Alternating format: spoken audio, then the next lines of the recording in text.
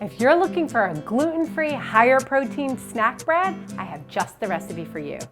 I'm Stacy Billis, and this is quinoa bread.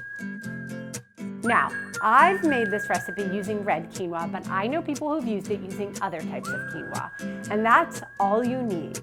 Now, you want to soak your quinoa overnight because that's going to allow the seed to sprout, and it's going to make it easier for you to digest the bread. Because again, this is all we're doing. We're barely processing it.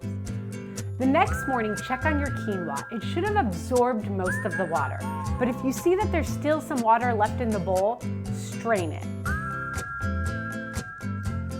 Add the quinoa to your food processor, and at this point you want to add any spices. I would definitely recommend some salt. I also really love my everything bagel seasoning from Trader Joe's. If you have that or you can find it, I highly recommend it. Then blend it up. You want the seed to break down. It's going to look kind of white, almost a little bit frothy. It's not going to become a dough, but it's going to kind of look dry and come all together, like it'll stick together a little bit when you pour it out. And that's our goal. Once you've let that run for maybe 2 or 3 minutes at most, you want to dump the quinoa onto a parchment-lined baking sheet, where the parchment has been sprayed lightly with a little bit of oil. Because I'm a perfectionist and I like my bread to look nice and square, I kind of shape it, but you don't have to do that if you don't want to. But you want it to be about, like an eighth, a little bit more than an 1/8 inch thick. You want this to be like that seedy snack bread. At the very end, if you really want this to be nice and flavored, you can also sprinkle some more spices right on top. Again, that everything bagel spread is so delicious with this. I just sprinkle a whole bunch right on the top.